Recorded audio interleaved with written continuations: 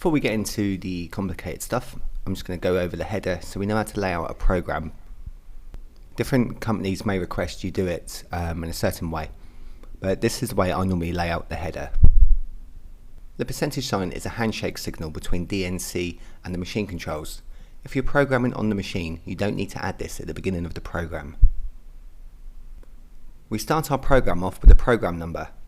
So we give it a 4-digit code. In this case, I'm calling it 0001. After that, we add the program description in brackets. It's in brackets so the machine does not read it. This is purely an operator's note. This is where I would normally put the program number, the drawing number, and any information that we need to relate this program to the part. Still within brackets, so it's an operator's note only, I add my name and the date, so we know the last time this program was written or edited. It also helps to add what machine the program was originally programmed for. This way, if it ends up on the wrong machine, we don't have any accidents. I like to separate each part by using an end of block command. This gives a space, it just makes it easier for the operator to read so it's not a jumbled mess of brackets. I like to add subheadings, so here's a subheading, tooling. I'm about to list what tools we are using. In front of each tool that we use, I add the tool number and the offset number, defined by T0101, and then the description of what the tool is. The N1 at the beginning I use for a search function. In the old days, we used to list every line of code with a different N number, like this. If any of you have programmed ZX Spectrums back in the early 80s, you're probably familiar with listing each line with a number. It's not really done in this day and age, and it's not needed in CNC machines anymore, unless you're using a machine that's about 30 years old. But it doesn't mean the numbers don't have a use anymore. We can use them for search numbers and also for subroutines.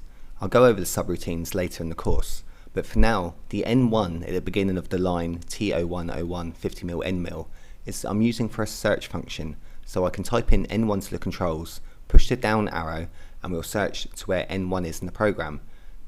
Before our tool change, I will put N1 in the program so we can find our tool and our block of code quickly and easily. This makes editing a breeze, and also makes it easier to rerun a tool without having to search through the code looking for the right place to start. Under that line, I like to add more tooling information. This is the code for the holder that the tool sits in, and I also add the tip number so we have the right grade of tips for the material that we're using. Then I just repeat that process for each tool that we use during our program. For certain tools, such as center drills and drills, we don't need that much information. With a center drill, we simply need the size, so I've put BS2 so we know which size center drill I used.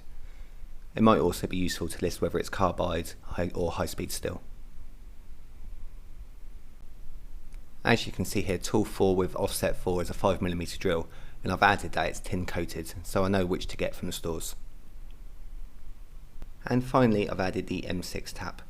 I've kept the N number the same as the tool numbers all the way through. This just makes it easier to search for, so we know this tool is in tool 5, so we know the search function would be N5.